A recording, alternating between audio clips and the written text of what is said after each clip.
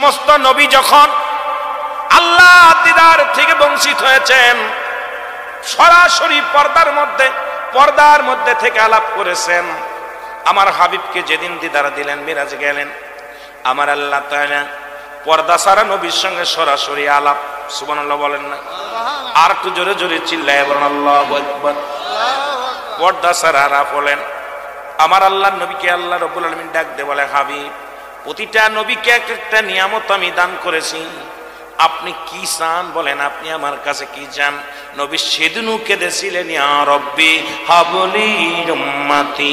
জোরে জোরে চিল্লায় বলা যাবে না মারহাবা। এ দুনিয়ার মুসলমান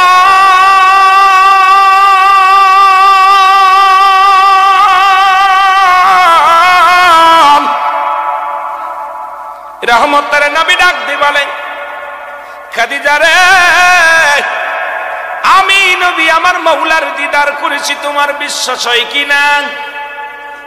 খাদিজা বলে, ইয়া রাসূলুল্লাহ, ইয়া হাবিবাল্লাহ, পৃথিবীর কেউ মানুষ আর মানুক আর না মানুক, আমি মানি আমার নবী রাহমাতুল লিল আলামিন। আপনি আলামিন, সত্যবাদী নবী গো, আপনি মিথ্যা বলতে পারেন না।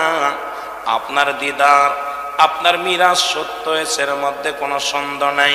নবী গো, আমি মানি আপনি সত্য বলেছেন। আমার নবীজি অমুসলমান চলে গেলেন আবু বকরের কাছে। হযরত আবু বকর ডাক দিয়ে বলে, নবী গো, আপনি মিরাজের কথা বললেন, কি কি দেখেছেন? সব কিছু দেখেছেন। নবী বলে, এগুলো দেখলাম, আল্লাহর সঙ্গে কথা হলো, জান্নাত দেখলাম, জাহান্নাম দেখলাম, আল্লাহ পাকের সাততলা জমিন আমি গুইরা গুইরা দেখলাম রে, আল্লাহর সঙ্গে আমি আলাপ করেছি।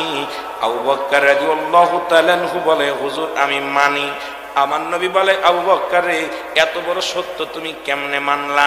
বলে, হুজুর জীবনে তো আল্লাহকে দেখি নাই। আপনি যেদিন বলেছিলেন আল্লাহ বলতে একজন আছে, যখন কালেমা পড়াইলেন, লা ইলাহা নাই কোন ইলাহা ইল্লাল্লাহু এক আল্লাহ ছাড়া, মুহাম্মাদুর রাসূলুল্লাহ সাল্লাল্লাহু আলাইহি ওয়াসাল্লাম, নবী গো, সেদিন তো আমি কখনো বলি নাই, আমি তো অস্বীকার করি নাই আল্লাহ একজন আছে, আপনি তার প্রেরিত রাসূল, সেদিন তো আমি কোনো দ্বিধা দ্বন্দ্ব করি নাই। এত বড় সত্য যদি আমি স্বীকার করে নিতে পারি, আমার নবী মিরাজ করেছে, এর মধ্যে কোনো সন্দেহ নাই। আমার নবীর মিরাজ আমি মানি। জোরে জোরে চিল্লায় বলেন মারহাবা। আর একটু জোরে জোরে চিল্লায় বলা যাবে না আল্লাহু আকবার। নবী চলে গেলেন কোথায়? বালকদের মধ্যে হযরত আলীর কাছে। আলী বলে, হুজুর পৃথিবীর কেউ মানুক আর না মানুক আমি মানি, কারণ আমার নবীর দিদার হয়েছে, আল্লাহর সঙ্গে দেখা হয়েছে, জান্নাত দেখেছে, জাহান্নাম দেখেছে, কেউ না মানলো আমি মানি গো নবী। নবী চলে গেলেন যায়েদের কাছে, গোলামদের মধ্যে যায়েদের কাছে। যায়েদ বলে, ইয়া রাসূলুল্লাহ, ইয়া হাবিবাল্লাহ, পৃথিবীর কেউ মানুক আর না মানুক, আপনি আল্লাহর সঙ্গে দিদার হয়েছে, কথা হয়েছে, কেউ মানলো ভালো, না মানলো ভালো, তবে আমি মানি আমার নবী রাহমাতুল লিল আলামিন সত্য বলেছে, রাসূল আমার সত্য বলেছে, আল্লাহর সঙ্গে সাক্ষাৎ হয়েছে। জোরে বলেন মারহাবা। এ মুসলমান গভীর মনোযোগ। কিন্তু এই জামানা একজন বেঈমান গো, এখন যেমন নবীর শান শুনলে কিছু মানুষের চুলকানি বাড়ে, নবীর কথা শুনলেই কিছু মানুষের চুলকানি বাড়ে। কতক্ষণ নবীর মিলাদ পড়তে গেলে চুলকানি বাড়ে, নবীর মিলাদের কথা শুনলেই চুলকানি বাড়ে, তাদের তো মিরাজের কথা শুনলেই মাথা নষ্ট হয়ে যায়। এ দুনিয়ার মানুষ শুনে নাও, তৎকালীন জামানায় একজন ব্যক্তি মুসলমান, উনি কি করলেন? নবীর মিরাজ অস্বীকার করলেন। আব্দুল্লাহর বেটা মুহাম্মদ পাগল হয়ে গেছে, সে নাকি এত পথ অতিক্রম করেছে, এত রাস্তা কেমনে গেল, পাগল হয়েছে নি, এই গাজা খুঁড়ে কথা বলা শুরু করলো মুহাম্মদ।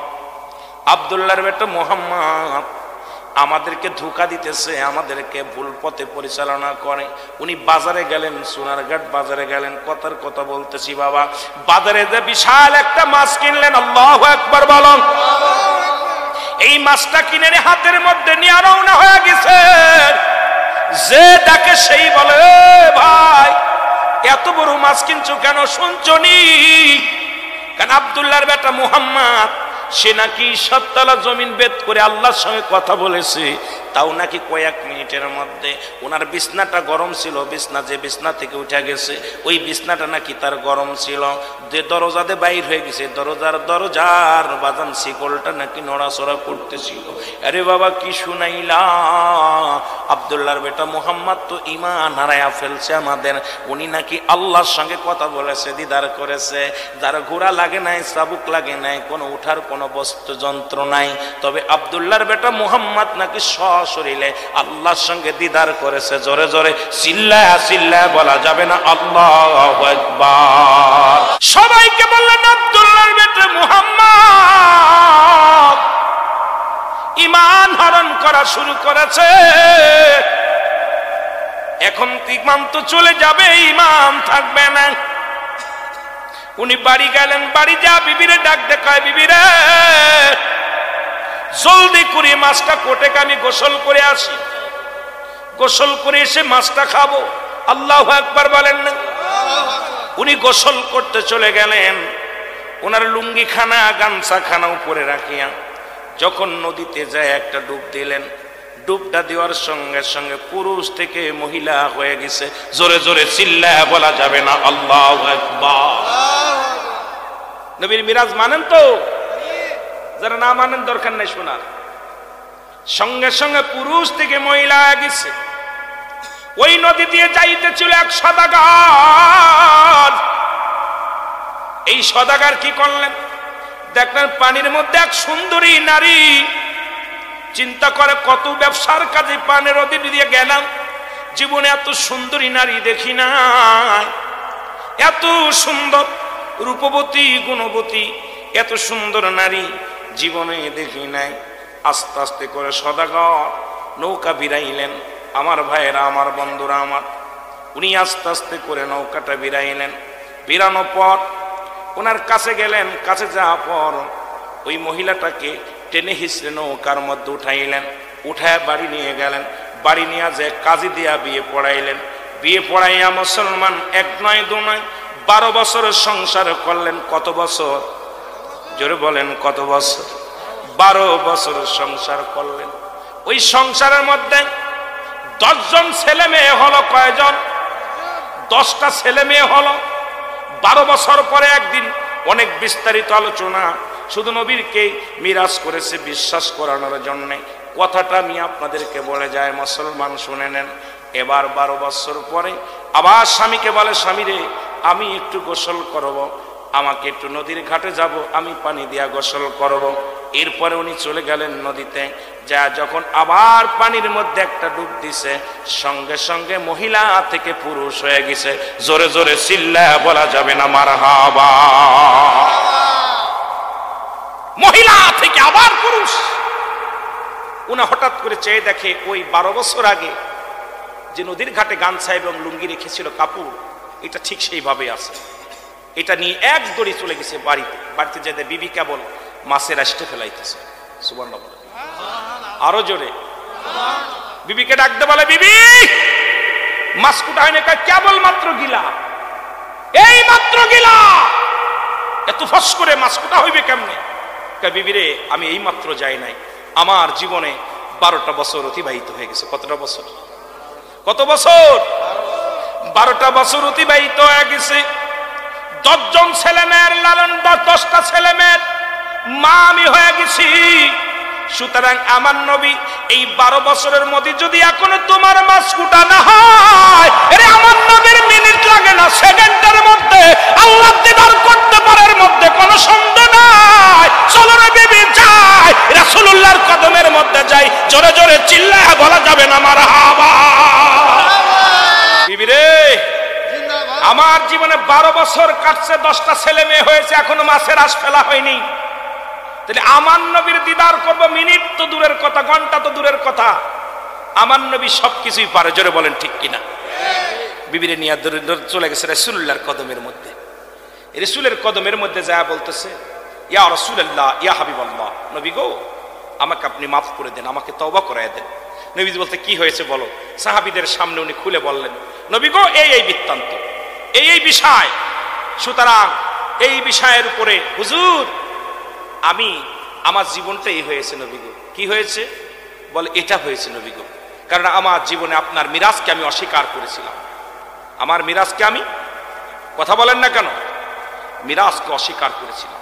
এই জন্য আমার ভাইয়েরা, আমার আল্লাহ তাআলা এই দুনিয়ার মধ্যে তাকে দিয়া ইতিহাস করে দিয়েছে যে দুনিয়ার মানুষ আমার রাসূল সম্পর্কে যাদের ভুল ধারণা আছে, আমার রাসূল সম্পর্কে যাদের এখনো মনের ভিতরে খটকা লাগে, ঈমান যাদের নাই, আমল দিয়ে কোনো লাভ নাই। আমল দিয়ে লাভ নেই, আগে দরকার ঈমান। যেটা বলেন ঠিক কিনা? সেই ঈমানের নাম কি? রাহমাতাল লিল। আল্লাহ ডাকতে বলে হাবিব ওদেরকে জানায় দেন আমি আল্লাহ এক। যারা আল্লাহ ব্যতীত অন্য কাউকে আল্লাহ বানায়, শরীক বানায়, এই দুনিয়ার মধ্যে মুসলমান শুনে নাও, কোরআনের ৬৬৬৬ আয়াত, কেউ বলে ৩৩ আয়াত।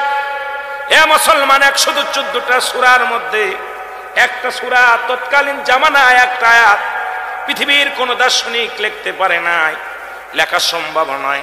জোরে পন ঠিক কিনা? আরো জোরে বলেন ঠিক কিনা? এটা কখনো সম্ভব হবে না। তবে বর্তমান জামানায় কিছু কানার বাচ্চা কানা আলেমরা আছে, তারা বলে কোরআনের মধ্যে অধিকাংশ আয়াতই হলো জাল। কারণ তারা জানে মুসলমানদের ঈমান হরণ করতে লাগলে আগে কোরআনের উপর হাত লাগাতে হবে, কোরআনের উপর হাত লাগাতে হবে। কারণ কোরআনকে তারা বেশি মানে, কোরআনকে তারা মানে। এই কোরআন নাম শুনলেই হয় পুরাণ। এত সুন্দর কোরআন কাটে আল্লাহ পাক, আমার আল্লাহ পাক ও মুসলমান আমার হাবিবের কাছে পাঠাইলেন মানব জাতির হেদায়েতের জন্য, কল্যাণের জন্য কোরআন পাঠাইলেন। এই জন্য বলতেছিলাম, তারা বলতেছিল যারা অন্যের কাছে সাহায্য চায়, খ্রিস্টান, বৌদ্ধ, নাসারান, ইহুদি, মুসলমান, হিন্দু সম্প্রদায়, পৃথিবীর মধ্যে অন্যান্য জাতিরা, আমাদের মধ্যে অনেক মুসলমান জাতিরা ঈমান হারায় ফেলেছে। আল্লাহ বলে হাবিবরে জানায়া দাও আমি আল্লাহ এক। এই পৃথিবীর মধ্যে কারো জন্ম দিই নাই, কারো থেকে জন্ম নিই নাই। আর আসমান জমিনের মধ্যে আমার সমতুল্য, আমার সমকক্ষ আর কেউ নাই। জোরে জোরে বলেন ঠিক কিনা? আর একটু জোরে জোরে চিল্লায় বলো আল্লাহু আকবার। তাহলে কোথায় আজকে অবস্থান করেন দেখেন। এতদিন তো রাসূলকে নিয়ে কটাক্ষ করেছে, ইসলাম ধর্মটাকে শেষ করার জন্য পায় তারা শুরু করেছিল। বর্তমান জামানায় কোরআনকে নিয়ে, কোরআনটাকে শেষ করে দেওয়ার জন্য পায় তারা চলে মুসলমান। এখনো সময় আছে। এই জন্য তৎকালীন জামানায় মুসলমানদের উপরে, কোরআনের হাফেজের উপরে আঘাত চলতো বেশি। কোরআনের হাফেজদেরকে প্রায় যুদ্ধে শেষ করে দেওয়া হতো বেশি। কারণ তাদের ধারণা, অমুসলিমদের ধারণা, কোরআনের হাফেজগুলো যদি শেষ করে দেওয়া যায়, কোরআনের পাখিগুলো যদি শেষ করে দেওয়া যায়, কোরআন যারা বোঝে এদেরকে যদি শেষ করে দেওয়া যায়, তাহলে মানুষদেরকে গুমরাহি করা সহজ হয়ে যাবে। এই গুমরাহির পথ অবলম্বন করতে হলে আগে কোরআনটাকে ঠেকাও, কোরআনটাকে ঠেকাও। আমি আপনাদেরকে বলে যাই, ভালো করে দিলের কান্ডা লাগা শোনো। একটা হরফ কোরআনের একটা আয়াত অস্বীকার করার মতো ক্ষমতা আপনার নাই, আপনি বানানোর মতো ক্ষমতা আপনার নাই। কোরআনটাকে মানতে হবে, আল্লাহর বিধান, রাসূলের সুন্নাত। জোরে বলেন ঠিক কিনা? আল্লাহ পাকের বিধান হলো কোরআন, আমার রাসূলের সুন্নাতুল আল হাদিস। এ মুসলমান শুনে নাও, শুনে নাও। আজকে তারা যারা কোরআনের প্রতি হাত লাগাইলো, হাদিসের প্রতি হাত লাগাইলো, তারাও কিন্তু মিরাজের প্রতি হাত লাগাইছে। আল্লাহর কসম করে বলি, আমার নবীজির দিদার করার পরে আমার মুসলমান শুনে নেন, এই পৃথিবীর মধ্যে তাদের ধারণা জিবরিল আমিন আল্লাহর নবী একটা কথা বললে আপনারা বুঝতে পারবেন। জিবরিল আমিন বলে, মাবুদ গো, আল্লাহর নবী, পৃথিবীর মধ্যে আমি সমস্ত নবীদের কাছে আইলাম, আজ পর্যন্ত আমার আল্লাহ দেখার বাসনা, আল্লাহকে সরাসরি দেখতে পারি নাই। কথাটা ভালো করে শুনে নেবেন। অনেক মুফতি সাহেব এটাকে ব্যঙ্গ করে ওয়াজ করছে। জিবরিল আমিনের কথা নিয়ে অনেক ব্যঙ্গ করেছেন, শুনে নেন। জিবরিল আমিন কয়, ও জিবরিল শুনে নাও, তোমার দেহের মধ্যে কয়শো পাকা? 600 পাকা। এই 600 পাকার কত পাক? 7 তলা জমিনটা ঘুরে ঘুরে দেখছে জিবরিল আমিন, সব জায়গা প্রবেশ করেছে। ও মুসলমান শুনে নাও, কিন্তু আল্লাহ নূরের তাজাল্লি, এটা দেখার মতো ক্ষমতা আমার আল্লাহ দেয় নাই, জিবরিল আমিনকে দেয় নাই। যেখানে যাওয়ার ক্ষমতা কোনো মানব জাতির নাই, জিন জাতির নাই, সেখানে গেছে রাহমাতাল লিল আলামিন। জোরে জোরে চিল্লায়া বলা যাবে না মারহাবা? যেখানে কোন মানব জাতি যেতে পারে না, যেখানে কোন জিন জাতি যাওয়ার ক্ষমতা নাই, সেখানে গেছে নবী রাহমাতাল লিল। কোন নবীর উম্মত আপনারা? জিবরিল আমিন বলে, হুজুর আমার মনে বড় দুঃখ, আমি আজ পর্যন্ত আমি আমার মাওলার দেখি নাই কার থেকে হুকুম আনি, কার থেকে হুকুম নিয়ে আসি। হুকুম শুধু আনি আর দিয়ে যায়, এক একজনের কাছে পৌঁছাই দিয়ে যায়। আজ পর্যন্ত দেখি নাই। জিবরিল আমিন আল্লাহর নবী বলে, জিবরিল রে খোঁজো আমার আল্লাহরে। আল্লাহরে খুঁজতে যাইয়া, আল্লাহরে খুঁজতে যাইয়া জিবরিল আমিন সাততলা জমিন ঘুরলেন, জান্নাত জাহান্নাম ঘুরলেন, সব জায়গা ঘুরলেন। আল্লাহ যেখানে যায় দেখে নবীজি। বাবা আমি আলোচনাটা অনেকবার করেছি, শুনে নেন বাবা।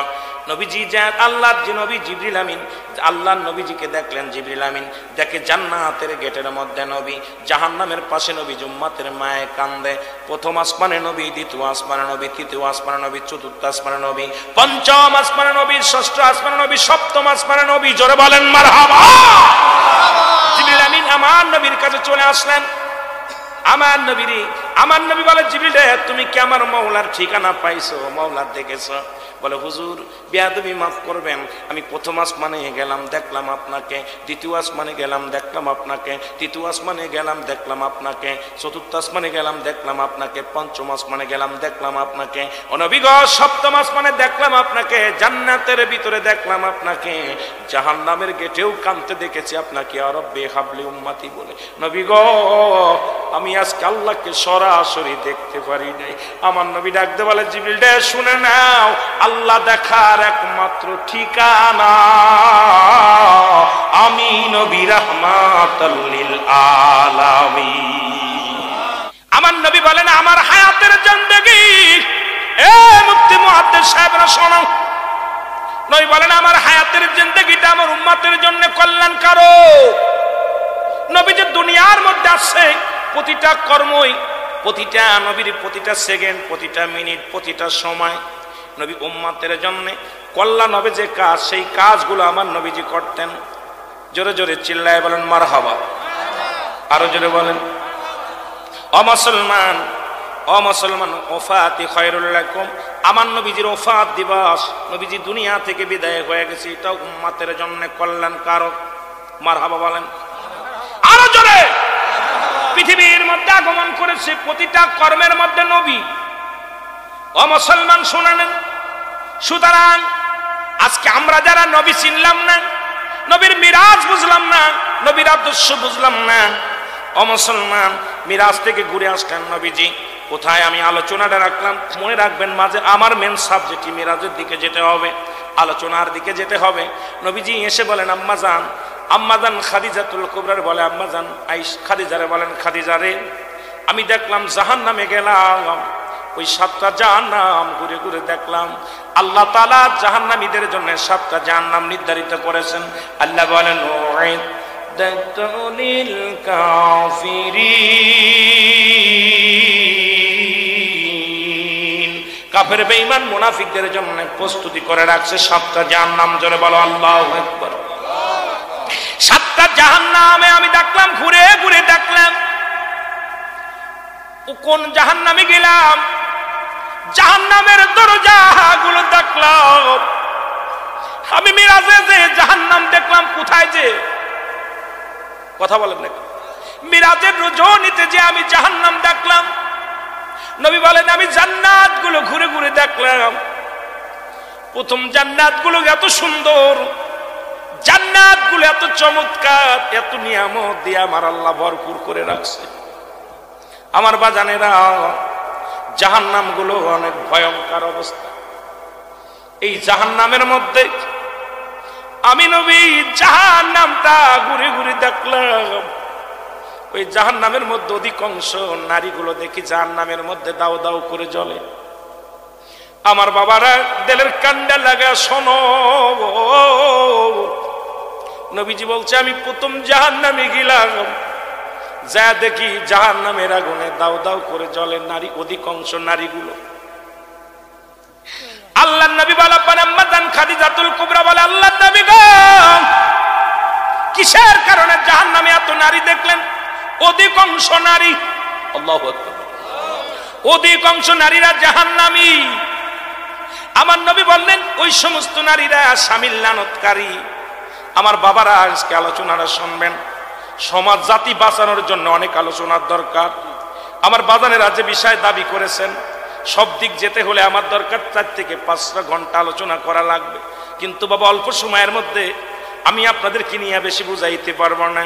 নবী বলছে আমি দেখলাম অধিকাংশ নারী জাতি তারা জাহান্নামী, স্বামীর লানতকারী জাহান্নামী মহিলা।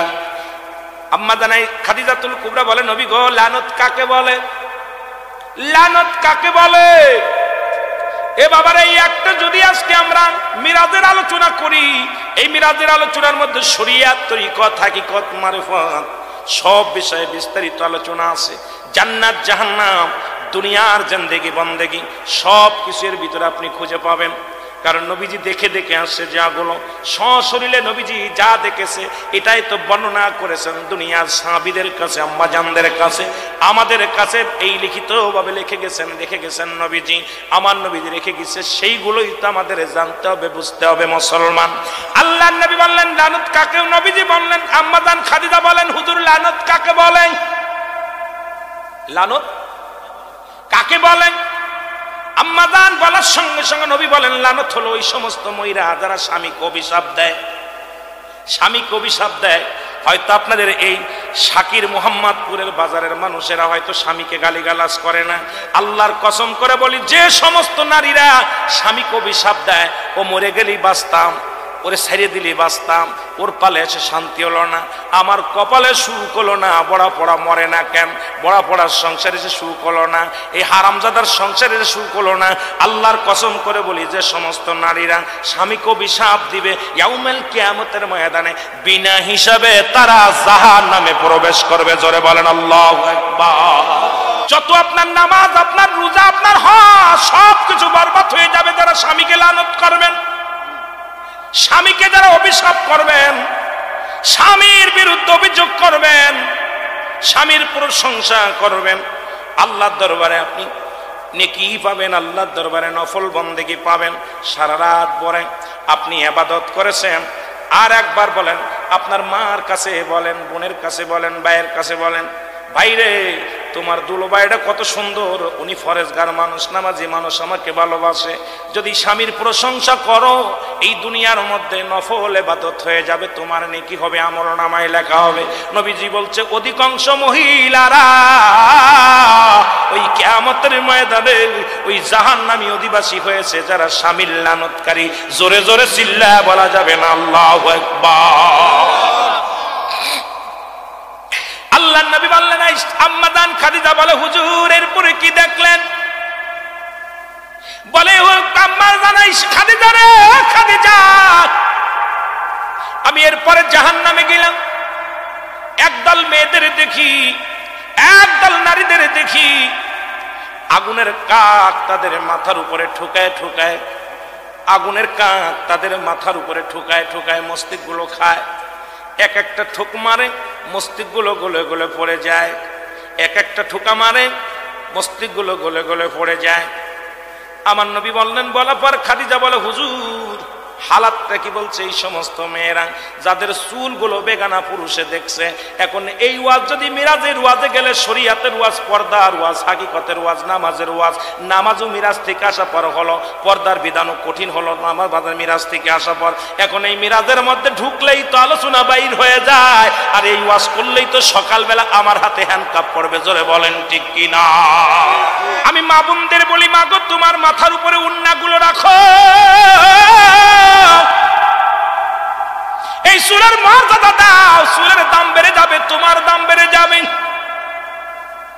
আমার মারে, আমার আম্মাজান ডাকতে বলে, নবী গো তারপরে কি দেখলেন? বলে, হুজুর তারপরে কি দেখলেন? নবীজি বলে, খাদিজা রে এরপরে একটা জাহান্নামের মধ্যে দেখলাম, গায়ের মধ্যে আগুনের সাপগুলো মুড়ায় আছে, আগুনের সাপগুলো মুড়াইয়া দেহ খায়। এ মুসলমান, এমন কি গায়ের মধ্যে আগুন ধরানো? আম্মাজান বলে, হুজুর কিসের কারণে একটু জানতে পারিনি। নবী বলে, খাদিজা রে এই সমস্ত মেয়েরা পাতলা কাপড় পরিধান করত, জর্জেট কাপড় পরিধান করত, তাদের পেট পিঠ দেখা যেত, বেগানা পুরুষ তাদের দিকে দৃষ্টি লক্ষণ করত, তাদের চেয়ে চেয়ে দেখত। যারা এই দুনিয়ার মধ্যে জর্জেট কাপড় পরবে, মুসলমান শুনে নেন যে মেয়েরা পাতলা কাপড় পরিধান করবে, আল্লাহর কসম করে বলি ইয়াউমাল কিয়ামতের ময়দানে সমস্ত গায়ের মধ্যে তাদের আগুন দিয়া পুড়ানো হবে, সমস্ত গায়ের মধ্যে সাপ মোড়ায়া থাকবে। ও মুসলমান শুনে নাও, সমস্ত গায়ের মধ্যে আগুন জ্বালায়া দেওয়া হবে। এবার আমারে মুহাম্মদপুর নাম, কত সুন্দর নাম, শাকির মুহাম্মদ। বাজারের মা ভাই এত সুন্দর একটা নাম পাইছেন, আমি আপনাদের অনুরোধ করে যাই, মা আজ থেকে জর্জেট কাপড় ছেড়ে দাও, আজ থেকে পাতলা কাপড় ছেড়ে দাও। এমন কাপড় পরে পেট পিঠ সব খালি দেখা যায়, জোরে বলেন ঠিক কিনা? আমার ভাইরা, আমার বন্ধুরা, আমার আম্মাজান বলেন এরপরে কি দেখলেন?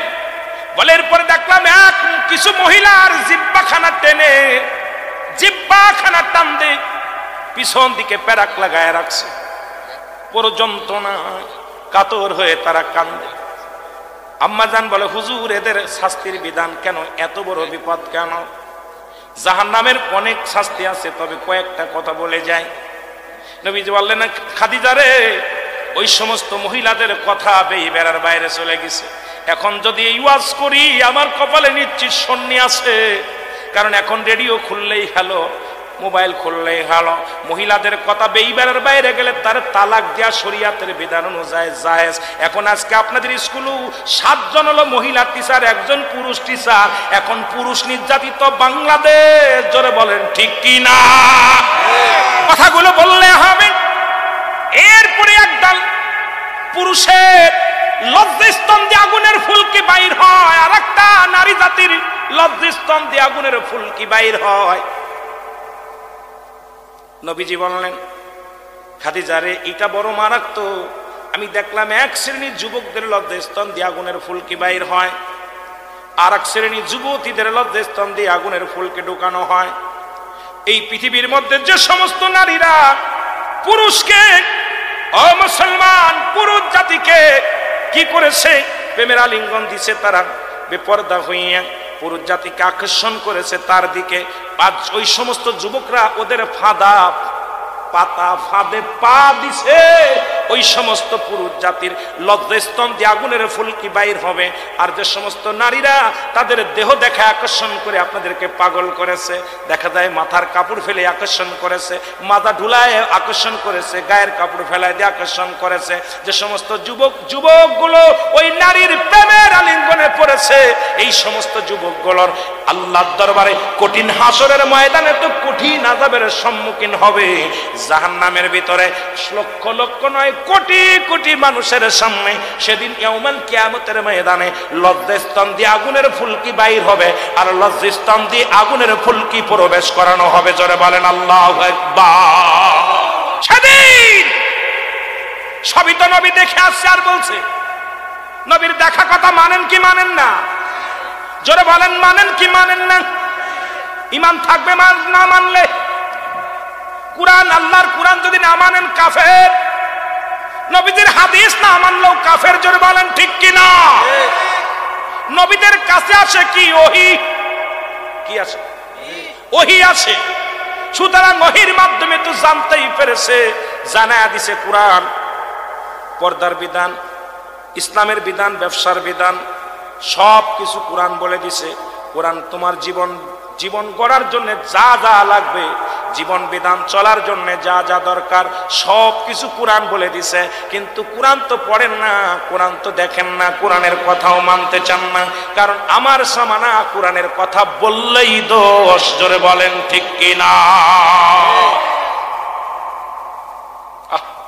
আর একদল মানুষের দেখলেন, নবীজি বললেন একদল মানুষের দেখতেছি তাদেরকে, একদল পশুগুলো, একদল মানুষগুলো এই দুনিয়ার মধ্যে যারা অত্যাচার করে, আর একটা জাহান্নামে দেখলাম আমি একদল কাবু মানুষ, একদল কাবু মানুষ, আর একদল মোটা মানুষ, অনেক মোটা মানুষ।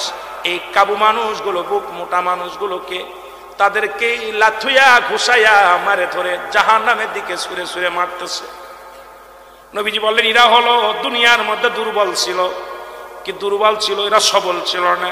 আর সবল মানুষগুলো যারা গরিবের উপর অত্যাচার চালাইছে, যারা নির্যাতন করেছে, যারা দুনিয়ার মধ্যে গরিবের রক্ত শুষেছে, গরিবকে যারা কষ্ট দিচ্ছে, যারা সাধারণ মানুষকে যারা কষ্ট দেয়, ওই সমস্ত নেতাদেরকে জুতার বাড়ি হবে কপালে। জোরে জোরে বলেন ঠিক কিনা?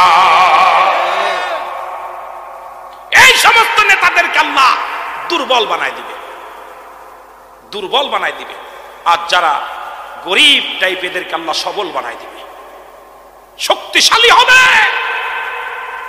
এই দুনিয়ার মধ্যে তুমি যেমন টাকার গরম দেখাইতেছ, সম্পদের গরম দেখাইতেছ, গায়ের বল দেখাইতেছ, ওরকম ইয়াউমুল কিয়ামতের ময়দানে এই সমস্ত মানুষ যারা নির্যাতিত মানুষ, এরা হবে সবল, তুমি হবে দুর্বল।